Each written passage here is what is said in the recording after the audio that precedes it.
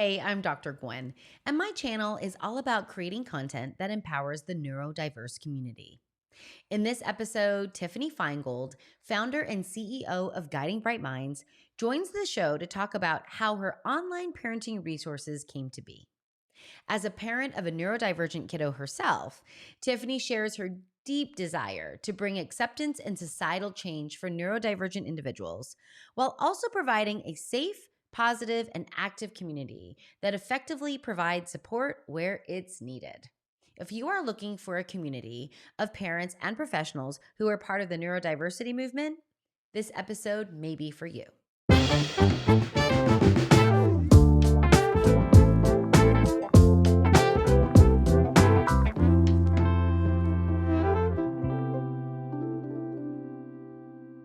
Welcome to the show, everyone. I am so happy to welcome Tiffany Feingold, CEO and founder of Guiding Bright Minds. And when we were talking, we were saying her roles, more importantly, are mom and spouse. Like Yeah. that's where we went with that, huh, Tiffany? Anyway, Yeah. hey, Tiffany, welcome to the show. Thank you for having me. I'm glad to be here. Yes, and I'm so excited to talk about Guiding Bright Minds um, because it's filling a gap and providing a really much needed resource in our ND or neurodiverse community. So I'm so excited about it. But maybe where we can start is let's just start with you helping the audience understand what is Guiding Bright Minds. That is a great question. So, Guiding Bright Minds is a resource for parents. And when I mean resource for parents, so our website encompasses options for parents who are on this journey.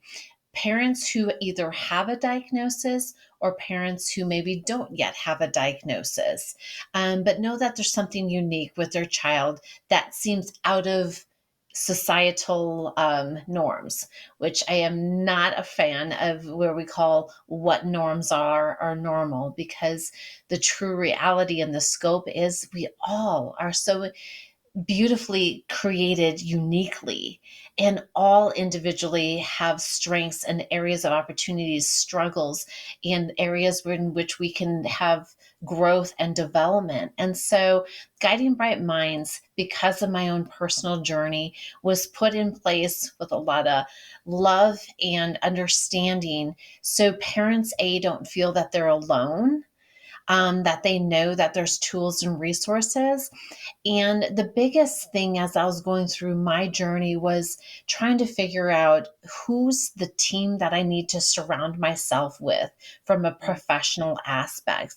So that was one of the first things I wanted to do in helping parents, is focus on how to create that network of qualified and vetted providers, how to provide and educate parents on what is out there, such as what's the difference between an IEP and a 504? What's the difference between a medical evaluation versus an educational evaluation? And then uniting us together, as a community of parents and caregivers and professionals. One of the things to look at is we all do great work in silos. Let's break the silos. And the more we can come together, the more we can dialogue from a connection and a network of professionals to a network and connection of parents to a network and connection of parents and professionals, working to stop the stigmas and stereotypes. So ultimately, Guiding Bright Minds was created by parents for parents. Amazing. Oh my gosh, there's so much to unpack there. The first thing that really strikes me is really this that Guiding Bright Minds is a real example of a tangible example of the neurodiversity movement, right? Yes. That idea that neurological variation is normal and expected, right? Those variations are expected, and that difference is not deficit. Right. Difference, right, is expected. Yep. And so how do we embrace the differences? It's so interesting as you are like, oh, I don't want to use the word normal. Like normal, abnormal. And I really feel like that's why the neurodiversity movement was really, as a social movement, really gaining steam. It's like, how do we provide some more labels to stay away from the word normal and abnormal? So if you have a kiddo that's really not wired like the neuromajority, right? Hmm. Guiding Bright Minds could be a really cool place for you, helpful place, supportive place for you to be. I love the Yes. idea of a team, Tiffany. How do we create a team of people? Because not one person knows all the answers. Yep. Yep. Awesome. How does that work? How does that Well, work, creating a team? yeah, and well, and let me actually kind of back up too when I think about, giving the perspective for people to understanding where I came from when creating it, and kind of from that lens of why the team and why building a community, Mm, specifically.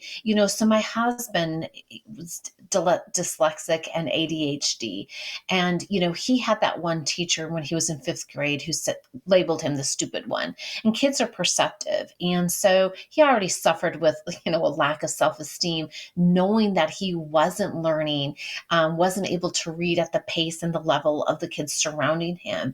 And then when you have that kind of solidified from an adult, from an authoritative figure, from a teacher, that took years of him overcoming confidence, and what that looked like in that trajectory of how do we help those children that are being told, and these unfortunate negative words that are being used, for them. And then when our son was born, watching early on those struggles of getting kicked out of daycare and swim lessons and soccer, and when it was overwhelming, and then in half day kindergarten, which was 4 hours, in the principal's office every day.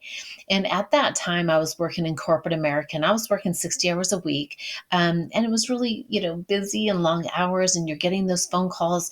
And as a parent, your heart is just breaking because you just want your child to be happy, to be accepted, and to be understood exactly the way that they are. And so, for me, watching that from the lens and, seeing my husband and his journey, and together we're like, we have to do something different. And because of my husband's experience, he actually started a company called Results Learning because he wanted to focus on out of the box learners, executive functioning.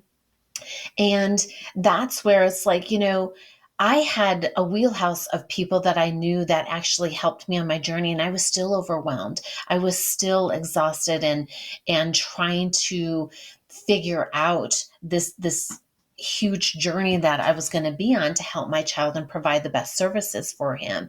And that's when it hit, like, let's create a community where we're all coming together, where people can say, we understand, we get it, we want to help. We want to collectively change the mindset of when somebody says they're autistic or dyslexic or ADHD or whatever it is, that there's not automatic this assumption, oh, like you just said, there's a deficit. There's something that has to be cured. There's something that has to be changed. And there's not. I want it to be like, oh, my son's dyslexic. Oh, he's the next Richard Branson. Oh, my son's autistic.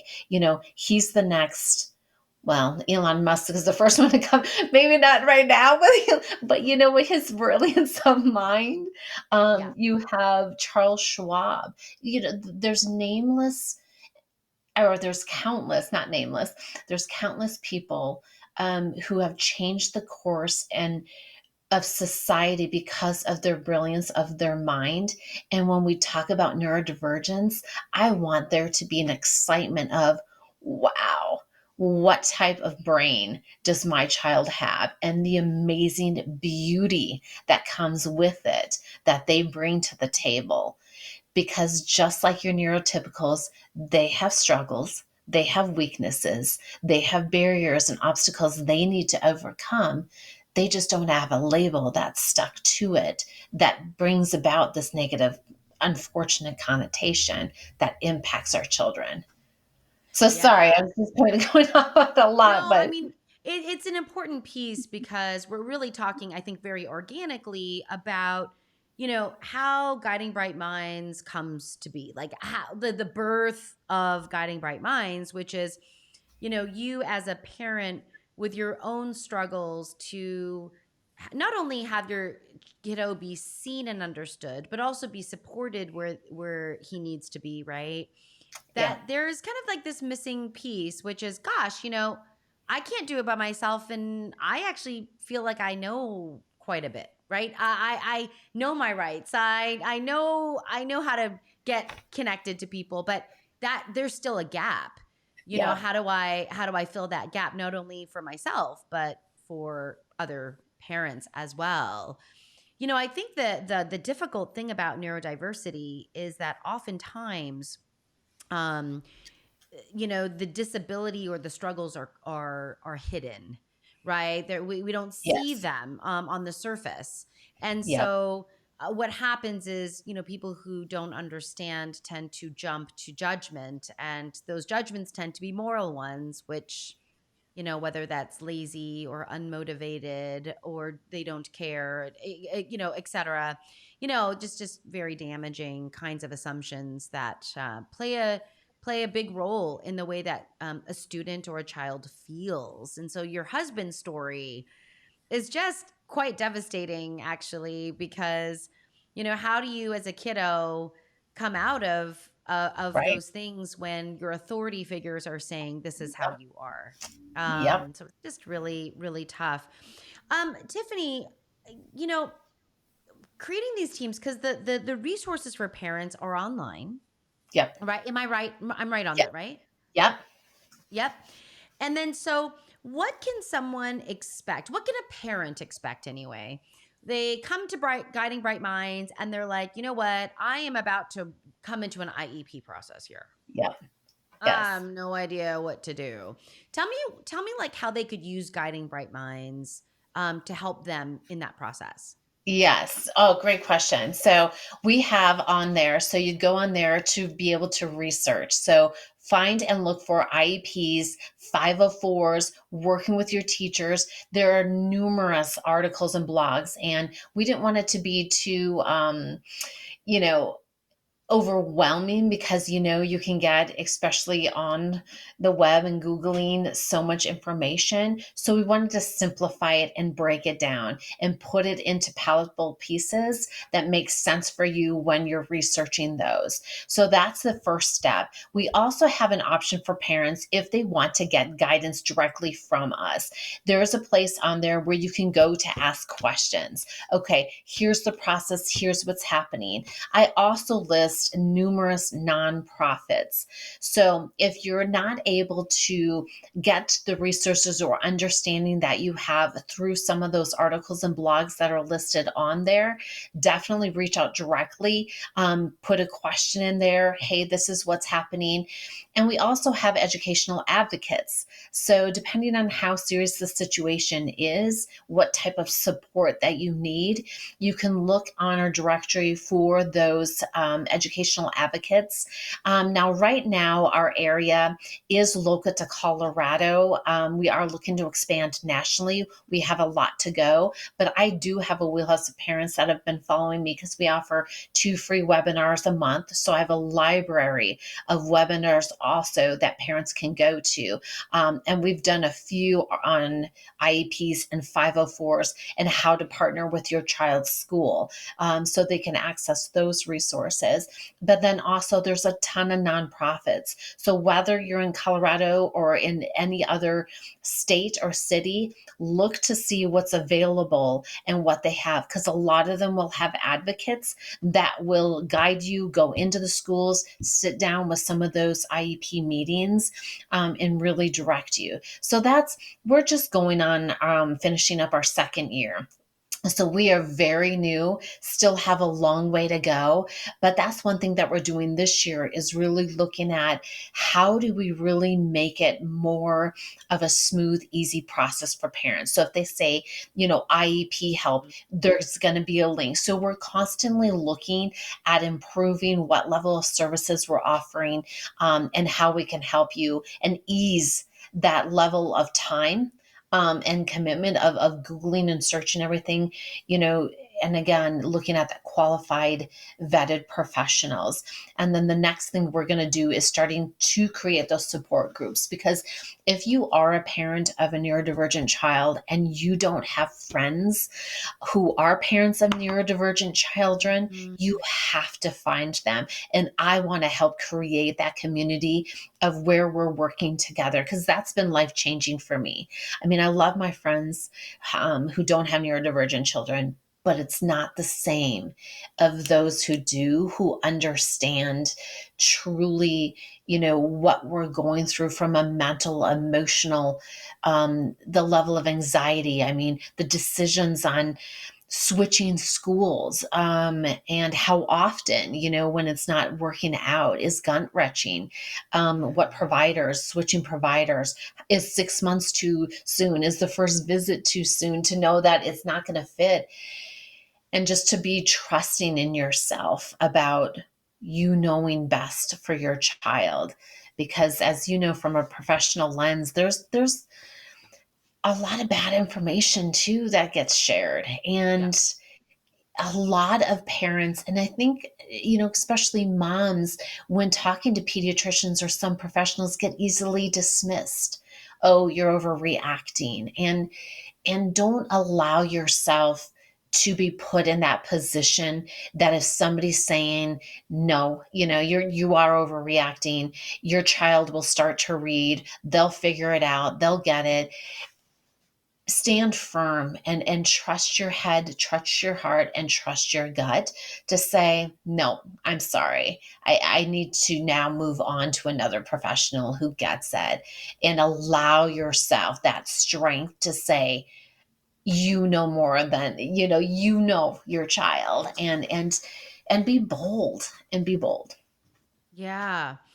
Hey, Tiffany, you were saying that you vet professionals Mhm. on your site. Can you tell the audience how you do that?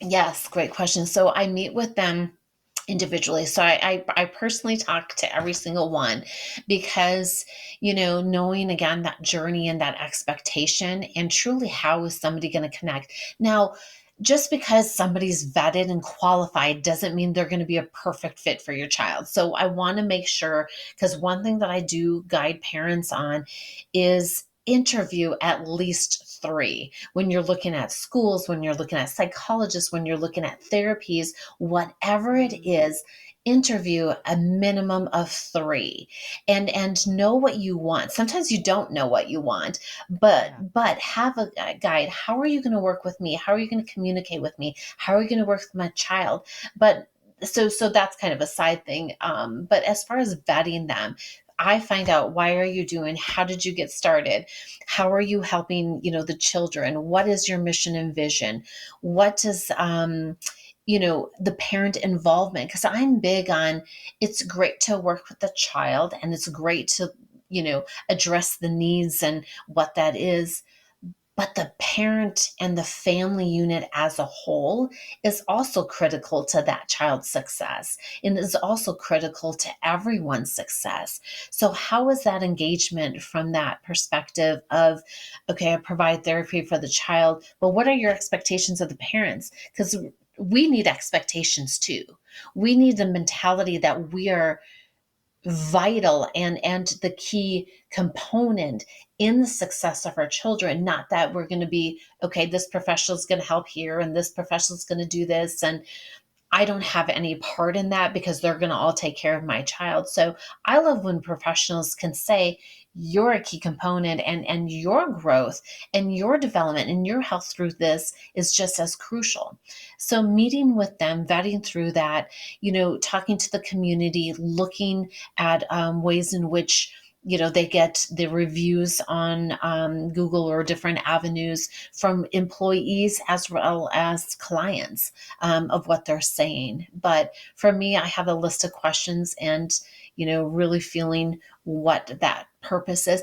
And the other thing is not just how they're going to help the children and the families, but as I've mentioned several times, I'm building a community. So I want other professionals who are saying, yeah, I'm ready. If we need to go down to legislation to impact change, down to education to impact change, but really working together to stop how our children are viewed by society, to stop how our education is processed, to stop how teachers are even being taught from when they're in school, and really figuring out how to make a paradigm shift in the attitude towards neurodivergence. Yeah. I mean that, and that's really like a social justice move, right? And the need for that, which is that there is not just one right way of acting, behaving, learning, socializing, being, right? There's not just one. So being able to expand this systemically is a it is a challenge, and thank goodness that there are people. And I do think, you'd mentioned this earlier in our conversation, not every professional, even if they're vetted, is going to be right for a family or for a kiddo. And that there are well-intentioned professionals out there that are not allies. Right. So this is really challenging because it's important that the professional that you're working with, if you have a neurodivergent child, is tuned into neurodiversity and they Yeah. are allies of Yes. neurodivergent individuals and their families and the community.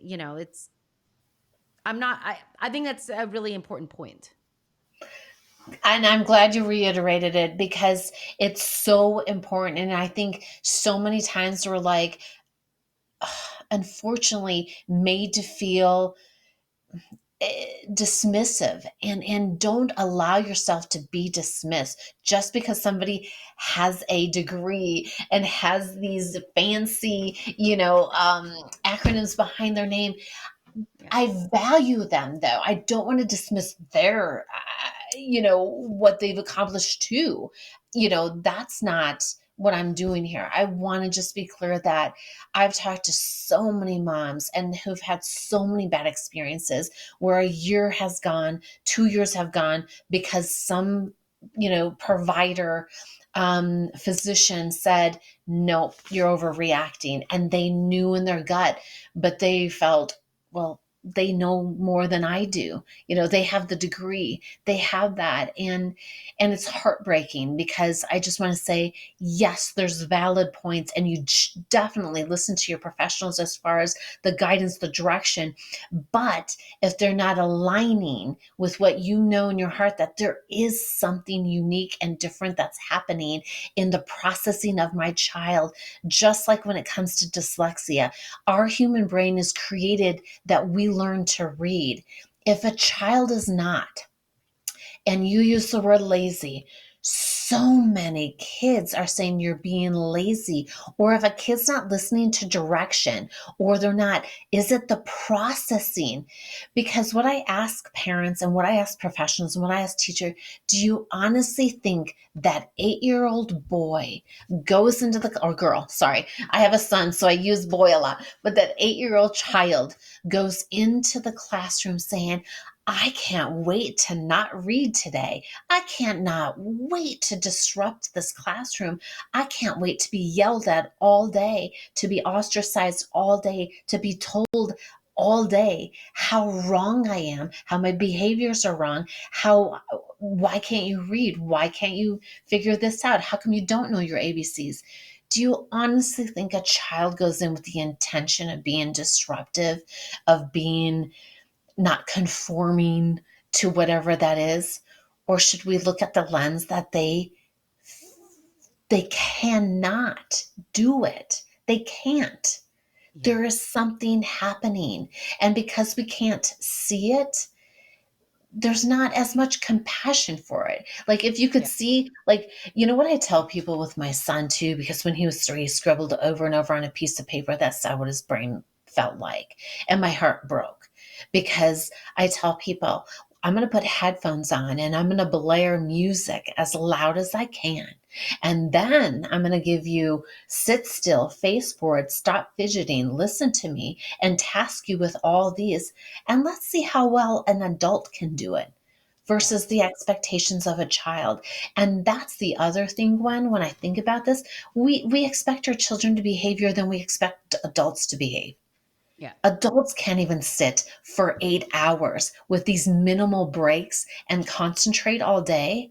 I mean, think about our work life and when we have to get up and we have to do this. Let's open our lens to logic and understanding. And you know what I also just want to say to the viewers too is if you see that parent in the grocery, like start to give each other grace. If you see that disheveled mom or dad in the grocery store with a child that's having a meltdown, three other kids, whatever it is, just ask them if they need some help. Let's change how we approach people and how we judge and view people with a lens to say, can I help you? And Yeah. if more grace is given and more understanding is given, you know, what we just went through from the pandemic and so much just, you know, mental health in America, we have the opportunity 1% at a time to just smile and say, it's going to be okay. So, Yeah. Love it. Love it. The idea of the difference between can't versus won't, right? It's a can't issue, not a won't issue. And this piece of even if you do see that person in the grocery store who's struggling, even if you don't ask for help, maybe just challenge your judgment just one more time. What else could it be? What else could that be? For right. someone, right? But yeah, more grace is would be really lovely, Yeah. actually.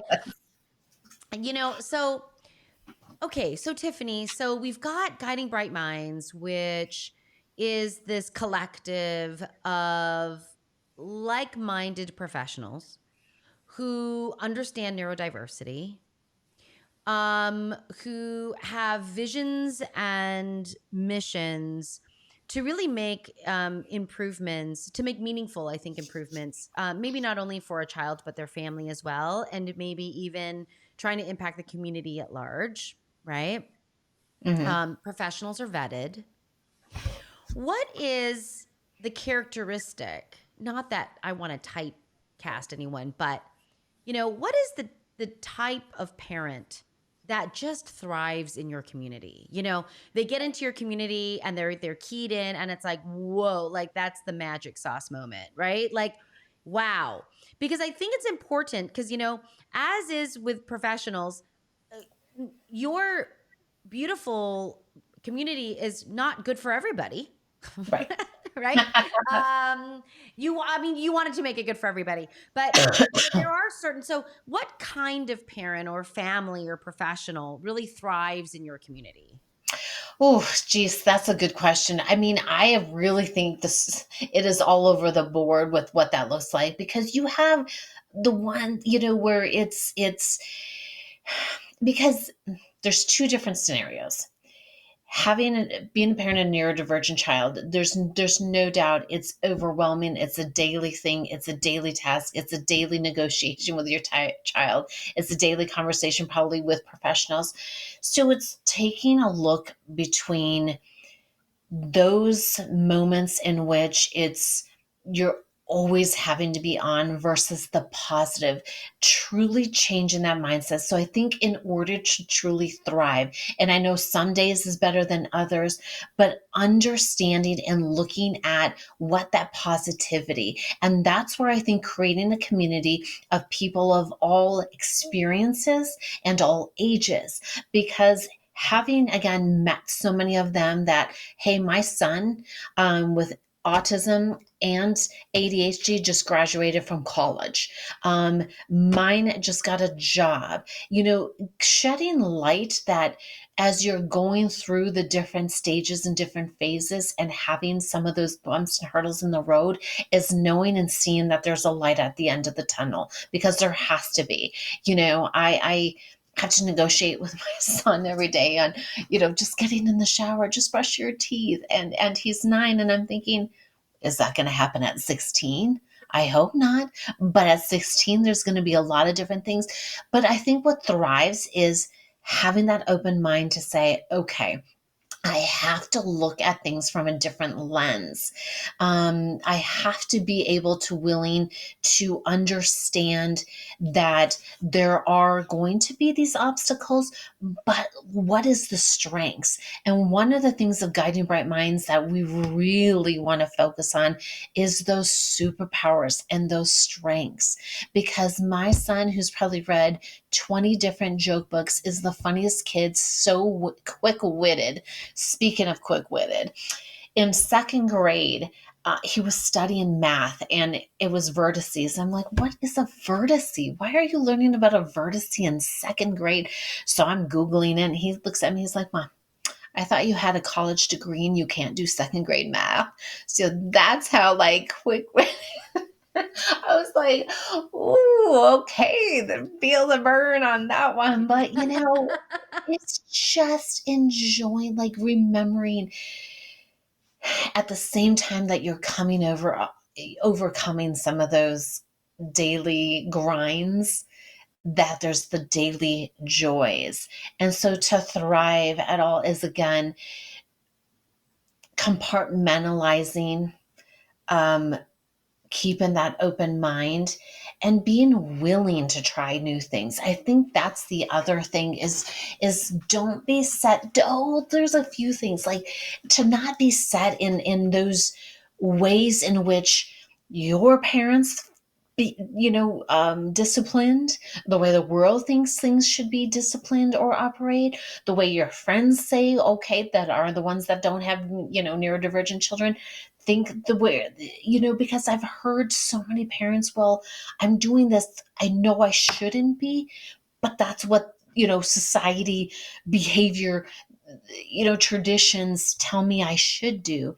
And it's like, break it, because our children are beautiful minds that is beyond my comprehension of his ability of that level of creativity. And that's the key to success. And so it's embracing the parents and being able to ask vulnerable questions. And, before this launch, and you said this new program you're looking at launching is beautiful, because being able to talk to somebody who is neurodivergent to help me understand my son, which my husband is, but I've talked to, others to say, how in this situation, what is my son feeling? I know they don't know my son, and I know everyone's unique and different, but it gives me a different lens. And this is where kind of going, in talking about grace, if you are neurodivergent, is to give grace to those who aren't, who genuinely want to learn more and understand. So as we are raising those children and as we are building this community, how do we do it where we're not, again, instantly just offended when somebody does something, versus looking at a lens to say they're trying to understand? Because there's nothing more than I want is to know my son and love him and give him that support. And it's hard to when I'm not sure exactly what's kind of going on from that standpoint. So I know I just kind of went on in a different direction, but it just goes back to opening that door and that lens to let's just talk and let's have this conversation and know what that kind of means from that lens of supporting one another. And parents that thrive just have that where, okay, I might not want to hear this, but I have to hear this in order for growth to happen and in order to change the trajectory of the household. Because that's, because we operate, and it hit me too one time, Gwen, where I'm like, I'm parenting out of fear. Fear does not put us in the right mindset to be able to parent. Fear of what others think, fear of judgment, fear of failure, fear of knowing that being loud in the store and making engine noises at the age of even 16, people are going to be like, why, you did that when you were 3. Who cares? Look at my son all you want.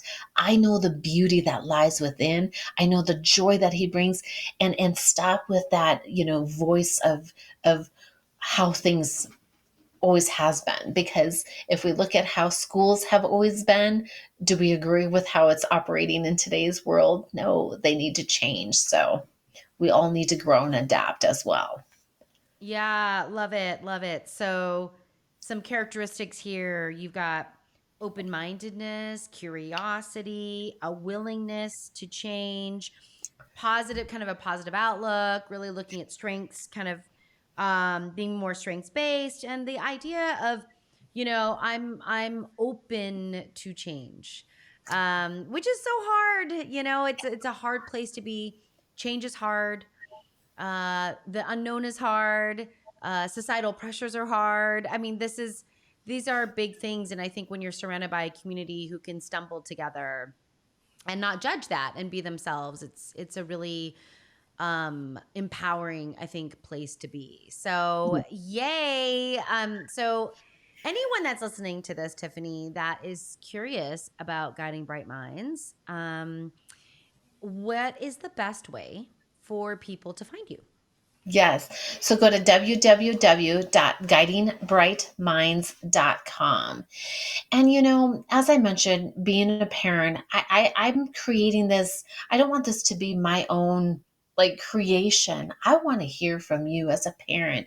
What other tools, what other resources as I continue to grow, because as I mentioned, I'm just going on my third year and there's so much more. As you can tell, I'm very passionate and I really am focused and want to change the way society views our kids, and from the school system to the workforce, all those avenues that really need to be reevaluated and Yeah. approached. So if you have ideas, if you have things that you want to hear, and if you need help in the process or just want to meet a community or build that, there is a place on my website where you can go to ask questions, to input comments, to share your thoughts and ideas, because I want this a collaborative. I don't know everything. And again, every parent has different experiences. So what are those ways in which we can help guide you on your journey and build that, so again, you're not alone. And that's where, when I talk about having that positive outlook, is to be able to find those successes and share those stories too, of those amazing wins, because our children are amazing, and they deserve that. There's a statistic. First, 1 in 5 people are diagnosed neurodivergent. 1 in 5 are diagnosed. So how many are not diagnosed? So we're talking about a significant portion of the population. Then you have those that are diagnosed ADHD. Hear 20,000 more negative comments by the age of 10. 20,000 by the age of 10 more negative comments. So it's hard to change. And I know, again, myself as a parent, it's hard to be positive all the time. Mm. But think about the words we're using for our children when we say lazy, um, lacking discipline, when you're judging other parents. Oh my gosh, I'm drawing a blank, but there's so many words, and or less than, that they're the deficits of, and change the mindset of, my child was diagnosed with autism. Wow, is he going to be the next creator of Apple type?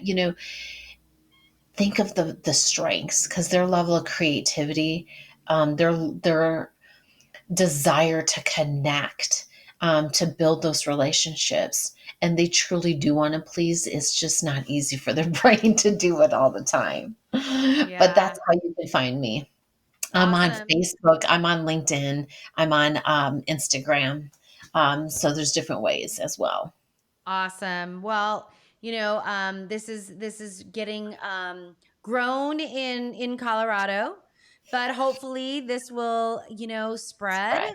Yes. into other states. And so definitely if you're in the Colorado area and this could be helpful for you, there's no harm in Yeah. taking a peek. So, Tiffany, thank you so much for your energy and your passion and creating this community.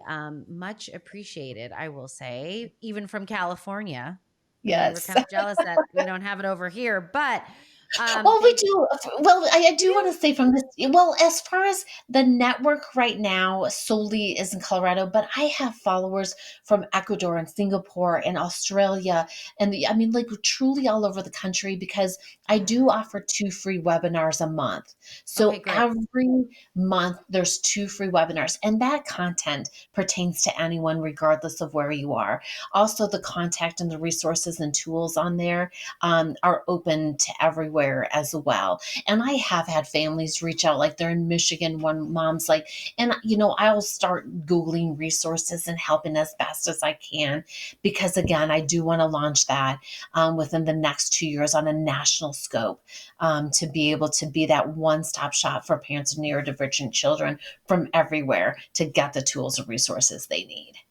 Awesome. Well, thank you, Yes. Tiffany, for your energy and your passion. This Thank you. community benefits for sure. Thanks, Tiffany. All right. Thank you. Bye, everyone.